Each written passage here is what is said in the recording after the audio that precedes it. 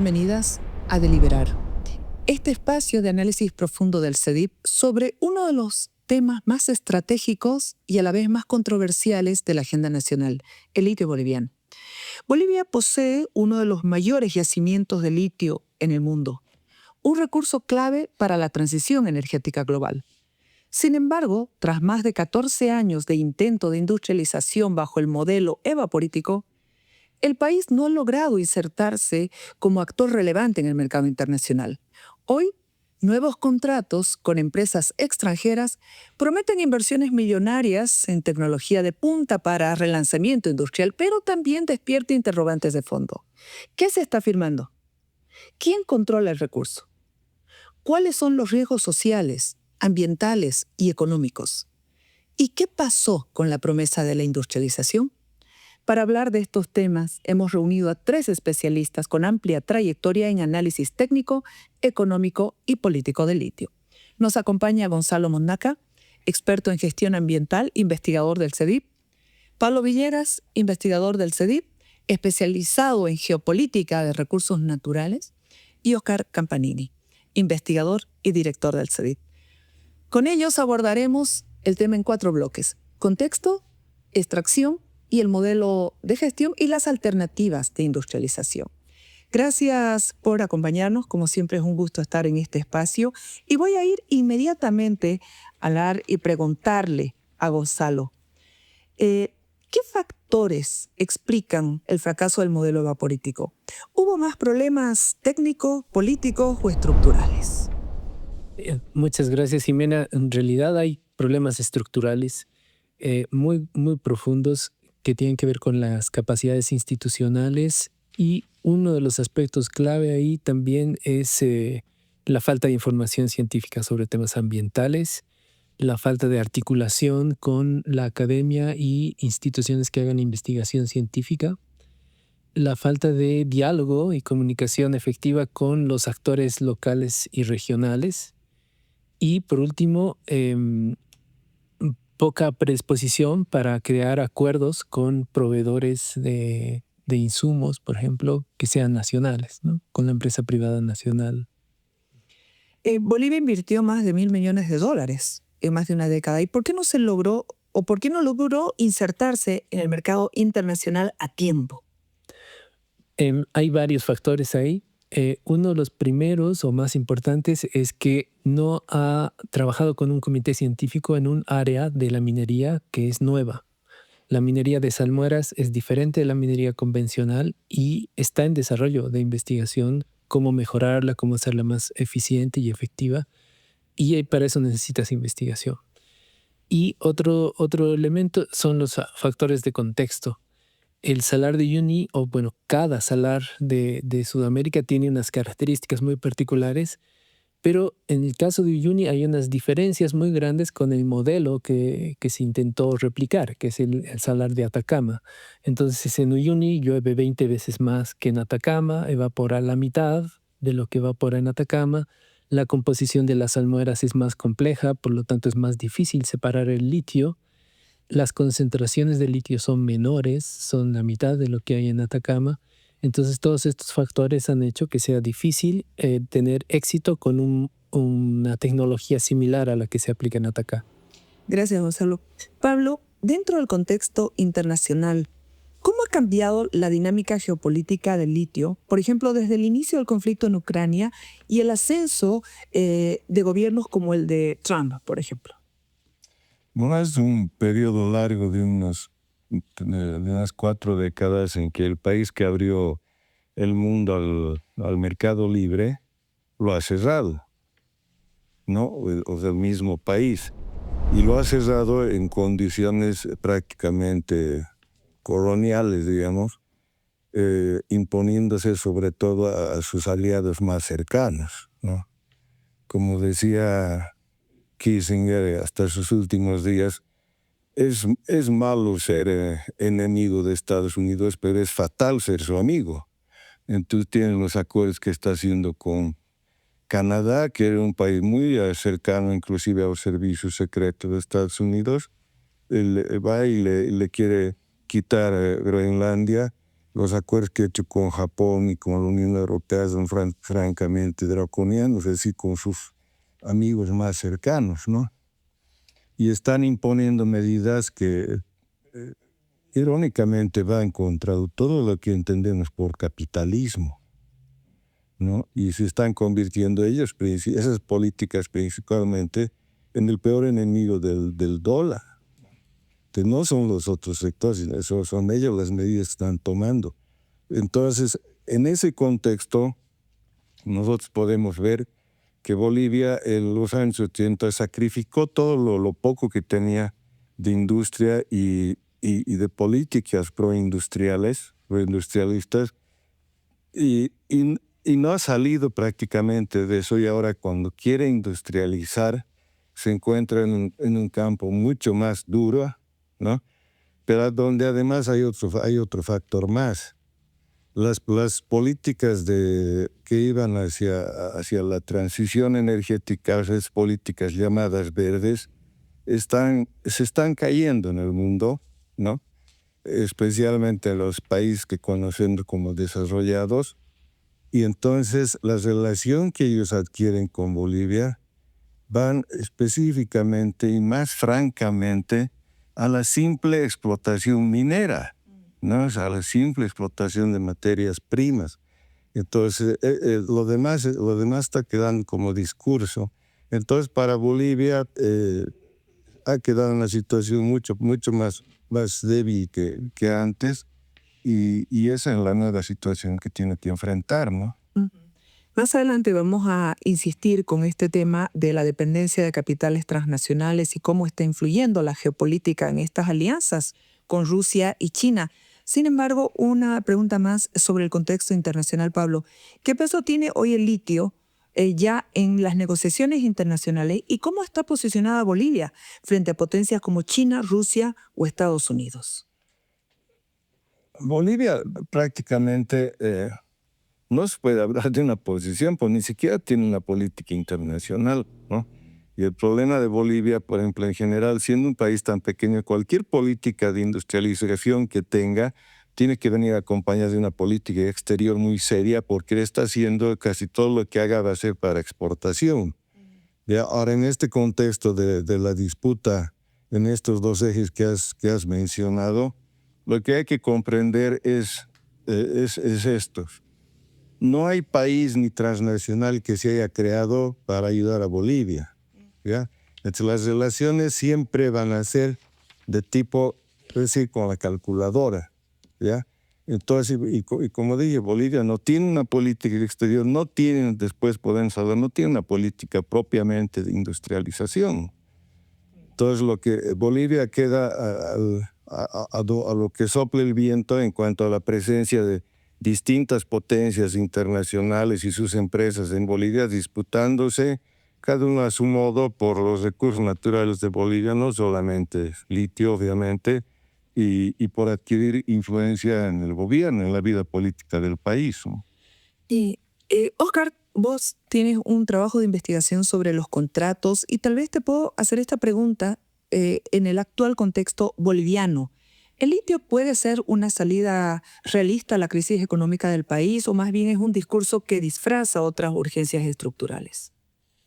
Es importante para redondear algunas de las cosas que ya nos han comentado los compañeros, recordar que Bolivia ya está invirtiendo en el tema del litio por más de 10 años, más de $1.000 millones de dólares, una de las inversiones más grandes de su historia, y hasta el momento los resultados son mínimos, si no son prácticamente nulos. Sí se hablan de algunos cientos de millones de exportación, pero el resultado es que todo este esfuerzo que se ha puesto, todo este dinero que se ha puesto, han resultado en 2 plantas que no están funcionando del todo. Ya Gonzalo nos mencionaba el problema técnico, el problema de conocimiento, el problema de tecnología, pero eso hay que sumar un problema complicado y creo que es estructural en el caso nuestro, que es el institucional. Estas 2 plantas no están funcionando a plena capacidad ni lo van a hacer durante algunos años por problemas de corrupción, simplemente, ¿no? O sea, las piscinas, la base, el inicio de estas plantas no están completas, no se han logrado concluir, ha habido corrupción que incluso ha meritado juicios, apresamiento de exautoridades, ¿no? Entonces, ese es un factor que tiene que ver con esta crisis nacional, un factor que creo que es lamentablemente en el caso de Bolivia estructural. Y el otro factor que tiene que ver con lo que acaba de mencionar el compañero Pablo, es con esta presión que recibe Bolivia, que lamentablemente en Bolivia los políticos quieren mostrarlo como si fuera una oportunidad, ¿no? Todas estas grandes potencias están buscando, peleando, asegurarse ciertas materias primas estratégicas, entre las cuales está el litio. Y en estas pugnas, como decía muy bien Pablo, los que no tenemos ningún tipo de política internacional son los que perdemos. Los políticos quieren mostrar como si fuera una oportunidad, como si fuera algo que nos va a sacar de la crisis, cuando puede ser todo lo contrario, puede ser más bien el momento para que los que tengan la oportunidad sean efectivamente estas potencias y aprovechen la necesidad de recursos económicos que tenemos en Bolivia para poder comprometer contratos, comprometer compromisos para entregar nuestro litio en malas condiciones para los bolivianos. ¿Qué señales nos da el gobierno, Oscar, el gobierno actual, al firmar estos contratos en un contexto preelectoral, electoral? Es un año donde el tema electoral ha estado muy fuerte, vigente y tal vez manejando muchas de las decisiones políticas. Estos contratos han sido, o que se han discutido en la Asamblea Legislativa, han sido gestionados desde hace varios años atrás. El resultado de convocatorias internacionales, con muchos problemas, falta de transparencia, etcétera, etcétera, pero ha seguido algo lógico. Estos convenios, porque inicialmente han sido convenios antes de ser contratos, necesitaban de mucha información. Se ha realizado un montón de investigación por parte de las empresas, basadas en investigación que la propia empresa pública realizó desde hace varios años. Entonces han seguido un proceso, ¿no? Han seguido un proceso y además los propios contratos afirman de que todavía se necesita al menos un año, si no es más de un año, para completar dichos estudios. Entonces, estos contratos son resultado de eso, resultado de todo un proceso de exploración que tiene que continuar. Entonces, lo que ahora nos plantean las elecciones, ya sea el anterior, ya sea estos contratos que están en tratamiento en el legislativo o las muchas promesas de otros partidos, es que esto se puede resolver de la noche a la mañana, y eso es totalmente falso, ¿no? Estamos viendo que esto toma tiempo, se necesita mucha información y eso todavía va a continuar. Bueno, el riesgo de politizar o peor aún electoralizar, ¿no?, este tema. Gonzalo, Bolivia posee uno de los mayores yacimientos de litio, pero carece de información técnica detallada sobre la salmuera. Aún se desconoce el comportamiento industrial, por ejemplo, de las nuevas tecnologías, la EDL, frente a una composición química particular. Y esto ha generado incertidumbre técnica y aumenta la exposición a riesgos operativos. Mi pregunta es la siguiente sobre las reservas en el salar. ¿Qué tan confiables son las cifras que hablan de que Bolivia tiene las mayores reservas de litio del mundo? ¿Por qué te pregunto? ¿Hay una certificación internacional independiente o seguimos trabajando con estimaciones? En realidad es incorrecto hablar de reservas en el caso boliviano, porque Bolivia a lo máximo que ha llegado es a la certificación de recursos. ¿Y cuál es la diferencia? Los recursos son una estimación global de todo el litio que tenemos y se basa en datos geológicos, estimaciones hechos por geólogos. Mientras que las reservas son una fracción de los recursos, es la fracción que efectivamente puede ser explotada. Y para verificar que se puede explotar, se usan criterios técnicos de tecnología. ¿Qué tecnología nos permite recuperar ese mineral, en este caso el litio? Y cuáles son las condiciones económicas de ese proceso. Entonces ahí intervienen especialistas más ligados a la minería, a la metalurgia y a la economía. Cuando tienes reservas, tienes la posibilidad de hacer diseño de proyectos, tienes la posibilidad de conseguir apoyo financiero, tiene implicaciones muy grandes una vez que se tienen reservas, pero Bolivia no lo ha hecho aún, ni como Estado, ni con algún socio o contratando una institución especializada. Además, las reservas tienen que ser certificadas, porque esa es la garantía que tienen quien te va a prestar dinero o la garantía que tiene quien va a venir a hacer un diseño final de explotación. Entonces, cuando hablamos de esa diferencia entre tener reservas y tener recursos, ¿estamos confundiendo de alguna manera potencial con certeza extractiva? Correcto. Sí, durante varios años la propaganda estatal ha sido exitosa vendiéndonos la ilusión, la expectativa, el potencial, pero no hemos podido aterrizar en un aspecto más real de cuánto realmente podemos explotar el litio en Bolivia. Estamos tomando decisiones entonces sin suficiente información geológica y técnica. Absolutamente, en varios aspectos. Y además estamos invitando socios, estamos abriéndonos al mundo para que vengan a explotar litio en Bolivia, pero no tenemos información sobre las reservas, no tenemos información hidrogeológica a profundidad. Hay varios aspectos que pueden limitar en nuestro trabajo con socios extranjeros. Pablo, ¿qué riesgos operativos o financieros puede generar esta falta de caracterización completa del salar, especialmente para el rendimiento de las nuevas plantas? Muy grandes, porque recalcando un poco la diferencia entre recursos y reservas, por decirlo en términos populares, digamos, recurso es ¿cuánto me puedes poner aquí? Tanto. ¿Y cuánto te cuesta? Esa es otra cosa. Entonces, eso es la reserva. Estamos hablando en la reserva prima el concepto económico. Económico en general, o sea, no solamente costos de extracción, sino cumplimiento de leyes, consulta previa, todos estos costos, cronogramas, retrasos, todo esto o sea, todo el aspecto económico. Entonces, cuando no tienes ese aspecto económico, no tienes números para hacer presupuestos, no tienes números para llegar a libros. Y eso se ve claramente en los dos contratos de los que estamos hablando, donde el Estado reconoce que no tiene evaluación de reservas y que cuando se hagan estas evaluaciones puede alterar el presupuesto. Entonces eso quiere decir que están discutiendo dos proyectos que no tienen un presupuesto confiable, por decirlo menos. Ahora hay algo importante, ¿no? En la evaluación de recursos tienes 3 categorías de certeza y la de mayor certeza te da 6.4% de los recursos. ¿Ya? Ahora, cuando haces evaluación de reservas, ese 6.4 se va a reducir aún más. Entonces ahí puedes ver la seriedad del problema.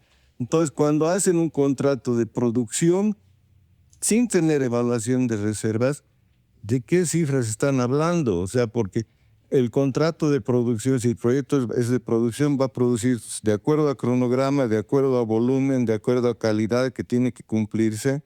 Y entonces el que está a cargo de la producción va a decir, obviamente, no tienes evaluación de reservas, entonces ¿quién me garantiza? ¿No? Y van a poner un montón de salvaguardas contra el que se ha comprometido a hacer la entrega de la materia prima. Entonces ahí ves el problema, o sea, no tener evaluación de reservas te quita seriedad al planteamiento económico del proyecto. Gonzalo, los contratos asignan responsabilidad ambiental a las empresas, pero el gobierno modificó la normativa para flexibilizar los controles. Proyectos altamente sensibles fueron catalogados como de bajo impacto, sin evaluaciones rigurosas. La reinyección de salmuera empobrecida con escaso control y sin agentes externos podría tener consecuencias impredecibles para los ecosistemas. El agua dulce o insumo crítico es escasa y su uso puede generar conflictos locales. ¿Qué consecuencia puede tener la reinyección de salmuera empobrecida en un ecosistema tan frágil? Es significativa, porque se trata de sistemas hidrogeológicos, es decir, cómo son los espacios y cómo es la dinámica del agua subterránea. Esa es la hidrogeología. Complejos, porque son zonas semiáridas donde llueve muy poco, pero sin embargo que tienen gran cantidad de aguas subterráneas saladas y dulces, interconectadas entre sí, y nivel de interconexión, cuyos volúmenes incluso son desconocidos en Bolivia. No hay investigación hidrogeológica de la región ni de los salares suficientemente profunda como para tener certeza de qué puede suceder cuando reinyectes en estos contextos. La reinyección, además, no se ha realizado todavía en ninguna, no hay una experiencia de reinyección. Hay muy pocas experiencias con tecnologías de extracción directa de litio y ninguna experiencia con reinyección de salmueras. ¿Y qué sucede? Las nuevas tecnologías tienen como una de sus principales promesas que van a hacer un proceso mucho más acelerado. Entonces van a explotar las salmueras con mucha mayor velocidad y en volúmenes más grandes. Eso implica que van a generar salmueras residuales en gran cantidad. Reinyectarlas puede alterar todo el sistema hidrogeológico porque ahí debajo tienes aguas dulces y saladas que están interconectadas, pero también hay una parte geoquímica que todavía se está estudiando y por eso no hay todavía experiencias ni en Chile ni en Argentina, aunque ya hay proyectos de extracción directa, porque las reacciones químicas pueden ser impredecibles, pueden cambiar la química del salar y hacerlo inviable para su explotación, o podrían alterarlo en otro sentido y dañar su estructura, su estabilidad estructural y por lo tanto podrían hundirse porque se han diluido las sales que están debajo. ¿Y qué rol deben jugar las comunidades locales en la vigilancia ambiental de estas plantas?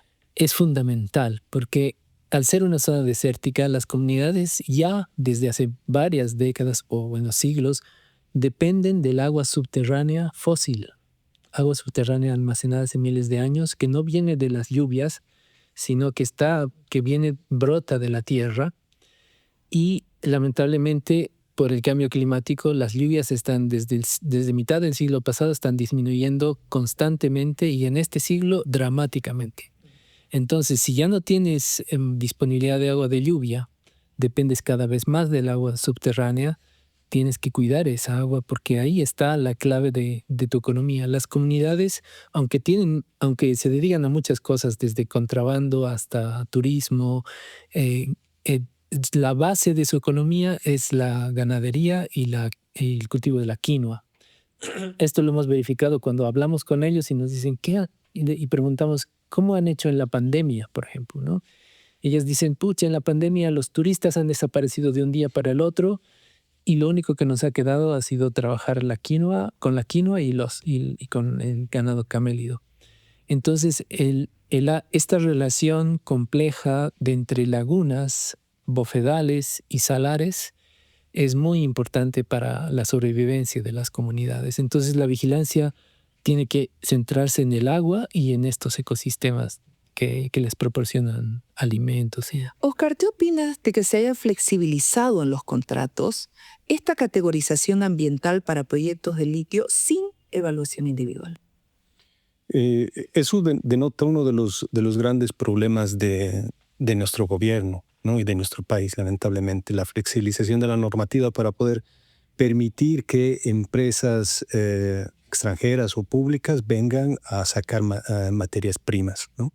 En el caso del litio y de esta flexibilización normativa ambiental es importante porque el gobierno habla en algún momento de que no existen riesgos ambientales, de que las empresas van a cumplir con la ley ambiental, eso dicen los contratos. Y efectivamente es correcto, así dice. Dice que tiene que cumplir con la normativa ambiental. Pero claro, si flexibilizan la normativa ambiental, flexibilizan los mecanismos de control y de seguimiento, es prácticamente abrirles las puertas y permitirles que vulneren todos los principios ambientales de inicio. ¿Qué es lo que se hizo? Lo que se hizo fue modificar los criterios para la evaluación ambiental. Hay categorías dentro de la ley ambiental, 1, 2, 3, 4, la 1 siendo la más estricta y la 4 siendo la más leve, y se han puesto categorías sin ni siquiera evaluar cuál va a ser la actividad o proyecto específica, por decreto supremo algunas y otras por resolución ministerial. Por ejemplo, la reinyección que nos comentaba Gonzalo, han puesto como categoría 3. No necesita ni siquiera licencia ambiental, siendo algo tan complejo, con tanto desconocimiento. Entonces, eso ha hecho de entrada el gobierno antes de que entren en vigencia los contratos. Por supuesto que las empresas van a cumplir la ley ambiental, van a cumplir los contratos, siendo así de flexibilizadas las normas. Y eso es algo que no está ocurriendo solamente con esto, sino nos da una pauta de lo que va a ocurrir hacia adelante.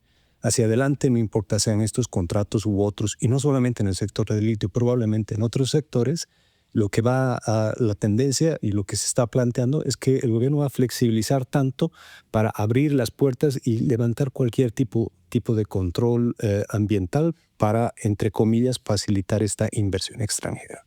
Pablo, ¿podríamos estar hipotecando el equilibrio hídrico de la región a cambio de promesas de inversión? ¿Cómo evalúas las recientes flexibilizaciones también a ti en normativas en materia ambiental? ¿Se está bajando la guardia a cambio de inversiones? Siempre se ha hecho eso. O sea, ya hay un marco general que son los tratados de protección mutua de inversiones, que prácticamente obligan al Estado a flexibilizar todo, ¿no?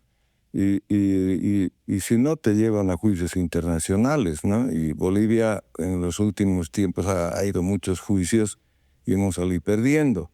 Entonces, tú tienes primero ese marco general y después todos los planes y normas que se han hecho del gobierno están enmarcados en lo que dicen estos tratados. Y lamentablemente hay candidatos que quieren que firmemos más de estos tratados, ¿no? Yendo al campo más específico, por ejemplo, es lo que han mencionado los colegas, no ocurre solamente en el campo del litio, sino de hidrocarburos y de muchas actividades, porque cuando ves la categorización de evaluaciones de impacto ambiental, tienes la 3 y 4, y esa ha venido engordando desde hace décadas, ¿no? Metiendo actividades relacionadas con las actividades petroleras, etcétera, etcétera, ¿no? Entonces, prácticamente se ha venido destruyendo la normativa ambiental, ¿no? Oscar, sobre los contratos, el gobierno destaca que las empresas asumirán todos los costos de inversión y tecnológicos y que Bolivia no arriesga dinero. Sin embargo, el país debe garantizar, por ejemplo, el suministro de salmuera, la materia prima. Tiene que cubrir los costos de rediseño si ésta no cumple los parámetros. Los contratos contemplan pagos en especie durante décadas, incluso si los precios internacionales bajan o las plantas fallan. Esto convierte prácticamente a la inversión extranjera en una deuda respaldada con recursos naturales. Mi pregunta es, ¿Bolivia realmente no tiene nada que perder? Vamos con la respuesta. Definitivamente hay mucho que perder, hay muchos riesgos. Esa idea de beneficios y riesgos, el gobierno lo ha planteado un poco para hacer frente a todas las preocupaciones. La población tiene preocupaciones y el gobierno ha dicho, no, estos son puros beneficios, no hay riesgos. Haciendo un balance de todos estos riesgos que mencionas son importantes. Por ejemplo, la tecnología ellos ponen, y si hay cualquier problema con la tecnología, efectivamente ellos pagan. Pero la tecnología no es lo único. Como muy bien ha explicado nuestro compañero Gonzalo, una tecnología se aplica para determinado salar, para determinada materia prima. Si esa materia prima por cualquier razón es diferente o varía, entonces la tecnología tiene que adaptarse o puede ya no ser válida. Entonces ahí, por ejemplo, quien es responsable de entregar la materia prima en determinadas condiciones es el país, es Bolivia, es ILB, no es la empresa, ¿no? Entonces ahí es engañoso. El riesgo real es de Bolivia y eso es bien complejo, es bien extremo. Hay dos plantas, por ejemplo, en el caso del contrato chino, una planta con salmuera de pozo, es decir, que van a sacar desde el propio salar, y hay otra planta que pretende reciclar lo que va a dejar, esta salmuera residual que va a dejar la planta de ILB. Esta salmuera residual debería estar bajo control. Es algo que ya ha pasado un proceso químico, ya ha pasado un proceso industrial, etcétera, etcétera. Entonces ya debería estar con determinadas características controladas por ILB. El contrato dice que si no se entrega esa materia prima de salmuera residual de forma adecuada, Entonces, ILB tiene que pagar no solamente la salmuera nueva, una salmuera de pozo, sino tiene que pagar todo lo que ha invertido la empresa china. Entonces, esto demuestra cuán poco control tiene el propio Estado y ILB, incluso de una salmuera que ya ha pasado por un proceso durante cierto tiempo, ¿no? Entonces, ese es uno de los riesgos importantes. Y el otro riesgo que creo que es importante destacar tiene que ver con las inversiones y con el pago. Esto es bien complejo y a veces es fácil que las personas nos confundamos porque ellos dicen, bueno, las empresas van a traer miles de millones de dólares. En estos contratos hablan de más de $1.000 millones y los políticos están hablando de más de un millar de millones. Están hablando de hasta de 10.000 millones de dólares, ¿no? Que van a traer las empresas, supuestamente van a invertir, van a traer tecnología, van a operar. Entonces es como si nosotros nos sentáramos y simplemente esperáramos a que ellos hagan todo el trabajo, pero no es así. Ellos lo que van a pedir es, por supuesto, un pago en dinero que no tenemos, entonces va a ser un pago en litio, ¿no? Las formas de entrega de este litio son particulares, ahí tal vez los compañeros puedan después elaborar un poco. En un caso es venta preferente y en el otro caso es pago en especie, pero lo que vamos a hacer es pagarles con el propio litio que van a sacar. Y eso igual parecería un poco conveniente, ¿no? Al final nosotros no estamos haciendo nada, el litio está ahí quieto, pueden venir las empresas a sacárselo, no estamos perdiendo nada, pero lo que sí estamos haciendo es perder soberanía en una materia prima estratégica a nivel mundial. Estas empresas van a venir, van a invertir, no importa cómo esté el precio, bueno o malo, no importa cuáles sean las ganancias o pérdidas. Según, si hay muchas ganancias, recibiremos una parte, buenas regalías, si hay pocas, recibiremos menos, etcétera, etcétera. Pero ellos lo que están haciendo es asegurarse una parte de esta materia prima estratégica, ¿no? Durante muchos años, durante varias décadas. Bueno, estamos hablando entonces de implicaciones de los pagos en especie y a esto sumar, ¿no?, que la duración de los contratos de hasta 42 años, o sea, estamos hablando de elementos, tal vez algunos elementos novedosos que deberían alarmarnos más todavía, Óscar, porque esto ya es alarmante, ¿no? Porque estamos hablando de implicaciones que tal vez estamos frente a un modelo de contrato diferente al contrato extractivo clásico. De alguna manera diferente respecto a lo que hemos visto en los últimos años. En los últimos años hemos vivido un momento de pico de precios de precios internacionales de materias primas, hidrocarburos, entre los que vendíamos el gas, y eso nos ha permitido tener un poco más de control, un poco más de fuerza en ciertas condiciones. Pero ahora lo que vamos a ver es algo diferente. Vamos a ver contratos, vamos a ver una relación con empresas transnacionales mucho más desventajosas. Y no solamente porque ya no tenemos, no vamos a estar en un momento pico de precios internacionales, sino por las condiciones geopolíticas que nos comentaba Pablo. No estamos en un momento en el que la pugna es mucho más fuerte, es mucho más descarnada, institucionalidad, democracia, hasta el propio sistema capitalista están en cuestionamiento por esta pugna entre poderes, entonces nosotros vamos a estar en medio de eso. Sin lugar a dudas, en ese sentido, los contratos van a ser diferentes respecto a los que hemos visto en los últimos años. Pablo, ¿qué implicaciones tiene que las empresas firmantes estén ligadas directamente a China y Rusia?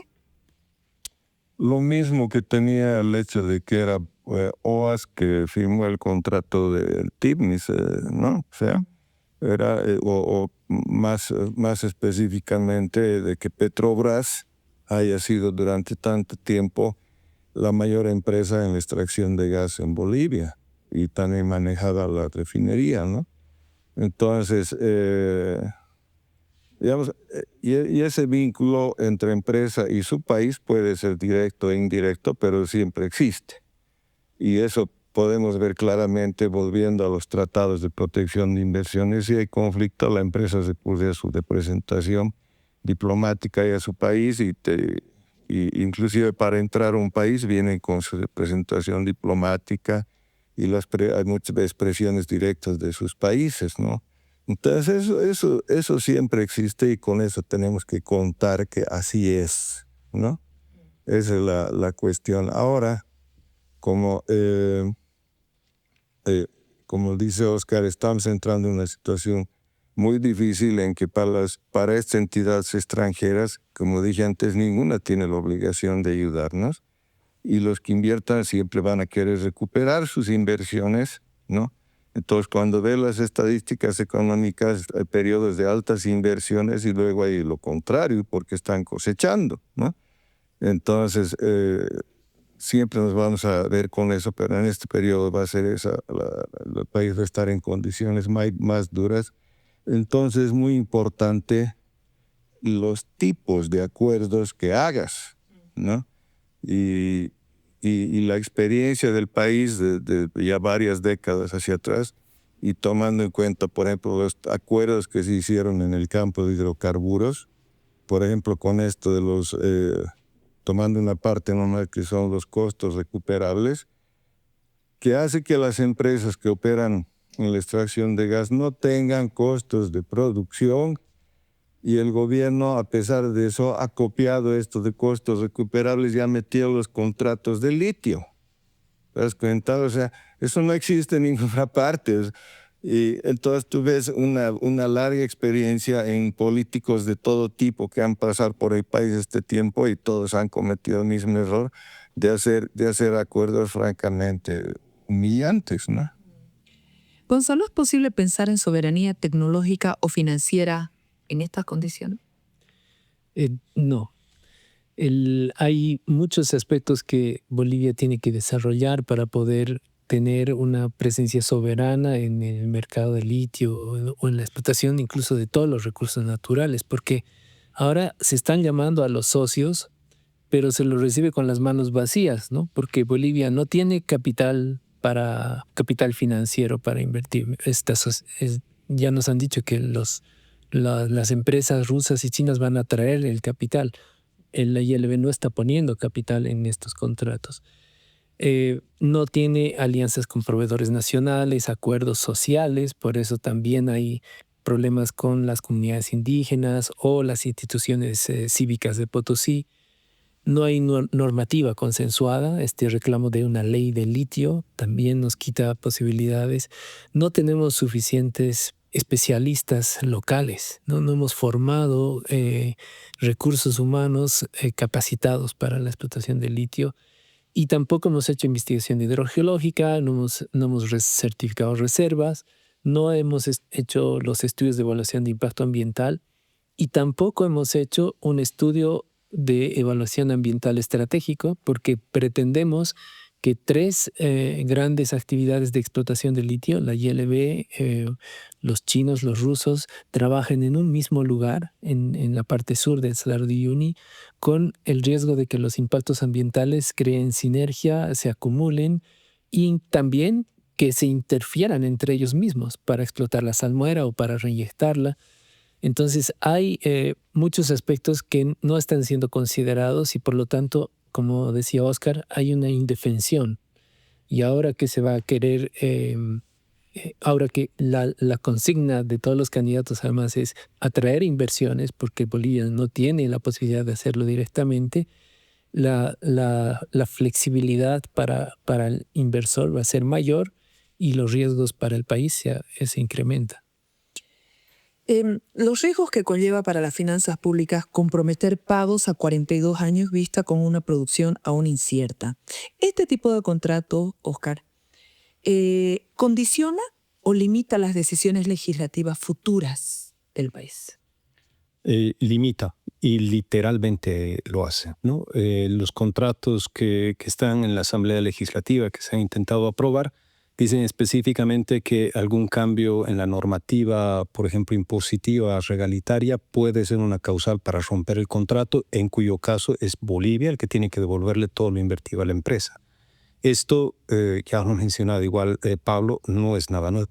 Es algo común que existían en muchos contratos con empresas transnacionales, es parte de acuerdos de libre comercio o tratados bilaterales de inversión.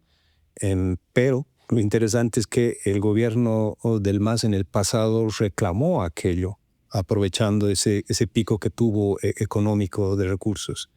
Y criticó y se convirtió incluso en un líder a nivel internacional en esa crítica, ¿no? Se dio el lujo de salir del CIADI, se dio el lujo de liderizar en la OMC algunas corrientes críticas. Obviamente en los contratos se olvidó de todo aquello, hizo todo lo que criticó y ahora estamos nuevamente ante esos mecanismos que lo que hacen es restar soberanía y profundizar mecanismos de inequidad que solo fortalecen a grandes potencias extranjeras, grandes transnacionales en detrimento de la población local. Pablo, ¿qué tan sostenible es el modelo de deuda en especie cuando se basa en precios volátiles como los del litio? ¿Y cuál es el margen de maniobra que le quedaría al Estado si el mercado cambia radicalmente? La deuda en especie o el pago en especie es una cuestión de forma, ¿no? En el fondo está qué tipo de acuerdo es, ¿ya? Porque, por ejemplo, cuando en los años 84, a partir del 84 Bolivia estaba en una crisis muy seria, entonces Bolivia, con el nuevo modelo de la época que era llamado neoliberal hasta que huyó Sánchez de Lozada del 2003, había adquirido un 60% más de deuda del que nos dejó la UDP, ¿no? Pero entonces quiere decir nos prestaron plata. Pero ¿y cuál era la condición? La condición fue que privatizáramos los recursos naturales. Entonces de ahí es que las principales minas de Comibol fueron a parar en las minas de Sánchez de Lozada. Y los recursos de hidrocarburíferos lo mismo al sector privado, ¿no es cierto? Entonces, ¿qué quiere decir? Que nos prestaron a cambio de nuestros recursos naturales. Y ahora estamos viendo la misma situación y lo están diciendo los políticos en muchos casos claramente, ¿no? Estamos viendo eso. Entonces, en otros es un caso negativo ese. En casos positivos, porque también es bastante antiguo, aunque no tan extendido esto del pago en especie, te permite pagar en algo que tienes en tu territorio y no en algo que no tienes, como son los dólares. Por si no tienes que ir al mercado y adquirir los dólares. Entonces tienes que pagar costos de transacción y a veces bloqueos, depende en qué situación estás, bloqueos como los que ahora son muy frecuentes, y puedes pagar con algo que tienes. Entonces la cuestión, como digo, eso es forma. Lo que hay que ir a la esencia de los acuerdos y ver cuál realmente conviene y a cambio de qué estás haciendo eso, ¿no? Óscar, estamos ante un retorno entonces de las empresas transnacionales como actores centrales de nuestra economía. Ahora hablemos de soberanía. ¿Qué consecuencias tiene eso para la soberanía? Importantes, y tenemos una historia reciente muy triste en ese sentido, ¿no? Es importante en estos momentos recordar lo que ocurrió en la década de los 90. En la década de los 90 los políticos nos plantearon lo mismo. Plantearon que el Estado ya no era capaz de funcionar y de que se necesitaba al capital transnacional, de que no había recursos para invertir, etcétera, etcétera. Pero en última lo que resultó es lo que mencionó con un ejemplo Pablo, ¿no? Las empresas vinieron y se apropiaron de todo lo que el Estado, es decir, los bolivianos, habíamos invertido. Por ejemplo, no solamente todo lo que fue la Comibol en términos de minería, sino todo lo que hubo en investigación, en exploración minera, ¿no? Y eso fue la base del enriquecimiento de algunos de los presidentes, entre ellos Gonzalo Sánchez de Lozada. Entonces, frente a lo que estamos actualmente es a lo mismo. Efectivamente, Bolivia ha dilapidado los recursos económicos que tenía.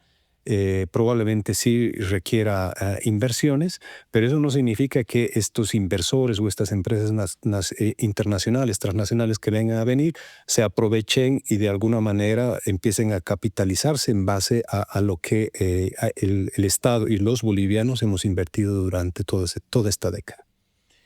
Gonzalo, esta narrativa de desarrollo ignora el impacto local, ¿no? Porque se debilitan controles ambientales, se vulneran derechos de consulta previa y se promueven zonas de sacrificio como los pastos grandes a nombre del crecimiento económico. El turismo, por ejemplo, la actividad más sostenible y creciente en la región, queda desplazado o amenazado. ¿Qué significa esto en términos prácticos para las comunidades afectadas? Significa una alteración de su modo de vida. Instalar una planta de explotación de litio en el Salar de Uyuni no es lo mismo que hacerlo en el Salar de Pastos Grandes, porque el salar de Uyuni es gigante, tiene 10.000 kilómetros cuadrados, mientras que el salar de Pastos Grandes es ni la décima parte. Entonces, si tú instalas algo ahí, alteras el paisaje y alteras todas las posibilidades de turismo, por ejemplo, ¿no? Adicionalmente, si una planta se instala en un salar, el agua está fluyendo hacia el salar, incluyendo el agua dulce. El agua dulce también fluye hacia el salar. Si tú explotas intensivamente el agua, las salmueras del salar, vas a alterar como el flujo en la dinámica de las aguas que están fluyendo hacia el salar. Y esas aguas que fluyen hacia el salar son las que las comunidades aprovechan porque esas aguas en su recorrido hacia el salar afloran la superficie, riegan los bofedales y crean las condiciones para que haya vida en un contexto tan estricto como la región sur del altiplano, ¿no? Más de 3.500 metros de altura, condiciones difíciles, radiación intensa. Si no hubiera esa agua que está aflorando, agua fósil, no habría vida, ¿no? Serían desiertos totales. Entonces, las comunidades dependen de eso y saben además que el turismo es una alternativa, pero en el fondo ellos viven del ecosistema. Y adicionalmente la minería genera una alteración muy fuerte. Entonces eso le quitas viabilidad. Hay una pregunta que a mí me viene y realmente me preocupa porque ¿hay procesos reales de consulta previa, información pública? ¿O cargo estamos viendo una regresión en términos democráticos? Una regresión en todo sentido y no es reciente, ¿no? Estamos otra vez con una experiencia previa. Hay 2 plantas que ya se han construido por la propia empresa estatal ILB y ahí se realizaron 2 consultas, entre comillas, que no cumplían todos los criterios de la normativa nacional e internacional, que es la consulta previa libre informada. Fueron simplemente talleres en los que se brindó información con muy pocas personas seleccionadas para participar. Ni siquiera se respondieron a las preguntas de esas personas relativas a las preocupaciones que tenían en términos ambientales y eso fue suficiente para validar estos proyectos. Ahora, con los contratos que se han puesto en la Asamblea Legislativa, nuevamente se han ratificado esas vulneraciones. Primero, porque esos contratos son elaborados en base a convenios que no se conoce, nadie conoce, ninguna población, no han sido consultados. La firma de los contratos, de igual forma, han sido ya realizadas por el órgano ejecutivo con estas empresas sin ningún tipo de información ni consulta previa a las comunidades afectadas. Se arguye por parte del gobierno de que eso debería ser parte de un trámite posterior durante el trámite de la licencia ambiental, cosa que vulnera por todos lados los principios de consulta previa establecidos en la Constitución, la normativa nacional y en convenios internacionales. Pablo, la apuesta original por industrializar el litio ha sido desechada de facto, ¿no? Las plantas de EDL se consideran industrialización para reducir regalías, pero no agregan un valor significativo. La oportunidad de ser actor global en la cadena del litio parece por ahora cada vez más lejana. ¿Es realista seguir hablando de industrialización del litio o ya se renunció a ese horizonte? Los sectores que lideran el país obviamente han renunciado, ¿no? Si es que alguna vez fueron sinceros en sus planteamientos de industrializar.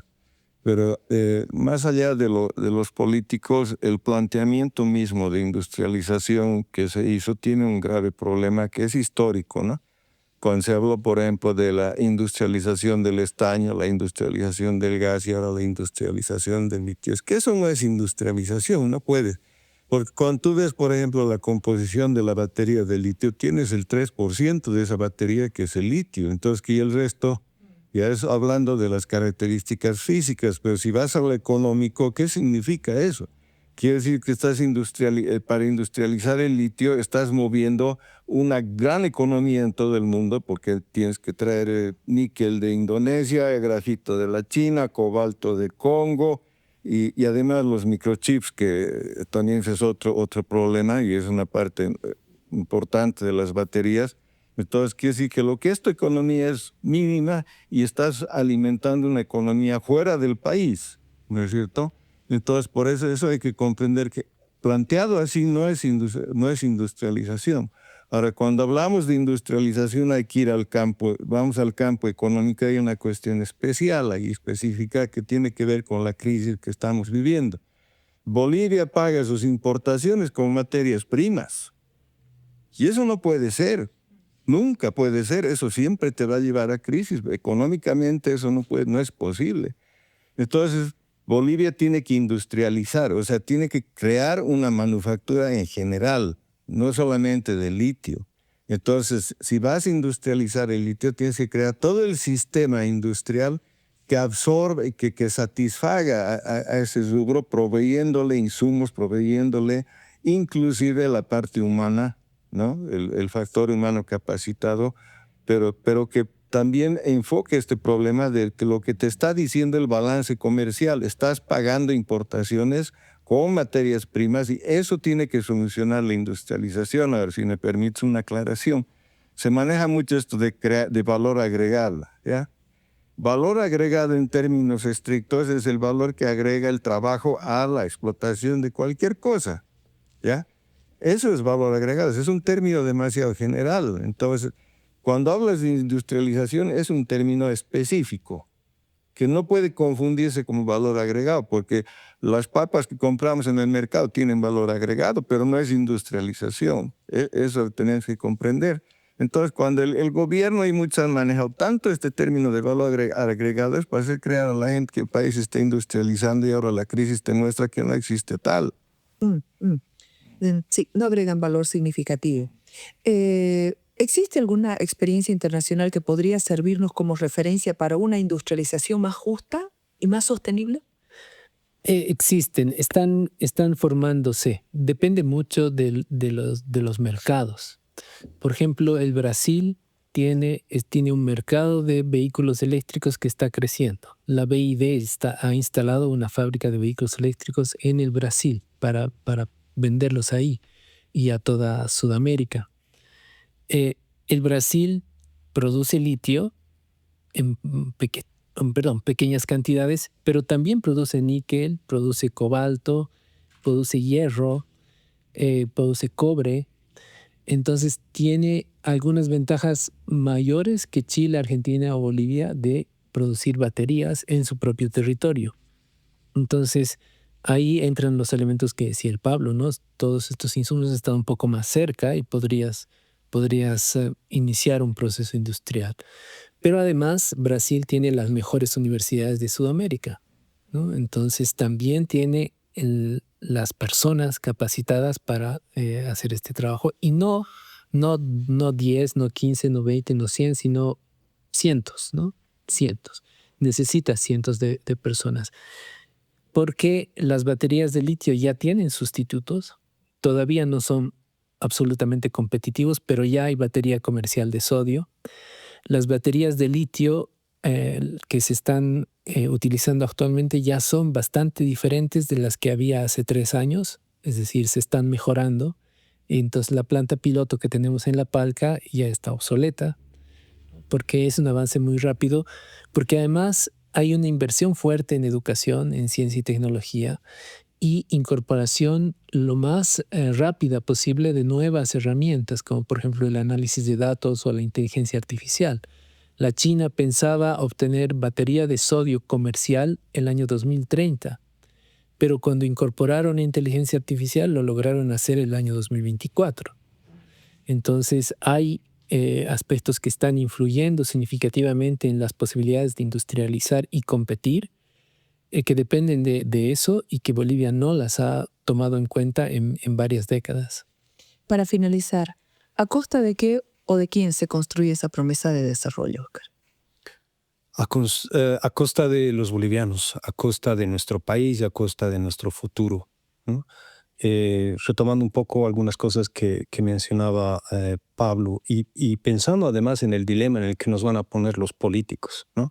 Los políticos nos van a poner en el dilema ya no solamente de hay que industrializar el litio, sino nos van a poner el litio en el dilema de ¿Sacamos el litio o lo dejamos ahí enterrado? ¿No? Nos van a poner en el dilema de ¿el litio nos va a salvar de la crisis, de los problemas, o lo vamos a dejar ahí enterrado y nos vamos a hundir en la pobreza, en el desempleo, etcétera, etcétera, ¿no? Ese es un falso dilema. Es un falso dilema, ¿no? A nosotros, cuando a veces estamos debatiendo y arguyendo todo este peso, todo esto que le cuesta la extracción de litio o la extracción de muchas materias primas a comunidades indígenas, al medio ambiente, a la vida, al futuro de los bolivianos, nos dicen, bueno, entonces, ¿qué hacemos? Alguna vez nos han dicho, entonces, ¿ustedes prefieren que no se extraiga el litio? ¿Prefieren que no se saque el litio? Y esa es una falsa pregunta. La respuesta y la pregunta o la discusión real debería ir por el lado que planteó Pablo. Si se saca litio, ¿para quién? ¿Se va a sacar litio para ese modelo de consumo masivo de autos eléctricos del norte? ¿Para ese mercado inmenso que simplemente traga materias primas y deja zonas de sacrificio en los países del sur? No. O sea, si va a ser para eso, no. Pero si sacar litio para que nosotros los bolivianos usemos, dejemos de depender de importaciones, tengamos ciertas cosas básicas que ahora son básicas en esta sociedad, entonces, por supuesto. Y obviamente en equilibrio, ¿no? En equilibrio con el agua, en equilibrio con las comunidades, en equilibrio con el medio ambiente y en equilibrio con el futuro. Podríamos decir que en este programa hemos recorrido un panorama complejo y desafiante. El litio aparece como oportunidad, pero también como encrucijada. Por un lado, los contratos prometen inversión, tecnología y una inserción más rápida en el mercado global. Por otro, arrastran riesgos técnicos, endeudamiento con litio, pérdida de soberanía normativa y amenaza socioambientales que podrían traducirse en nuevas zonas de sacrificio. Les agradecemos a nuestros invitados por su aporte valioso y crítico y a ustedes por acompañarnos en esta reflexión, porque la decisión sobre el litio es también una decisión sobre el modelo de país que queremos construir. Gracias y hasta la próxima en Deliberar.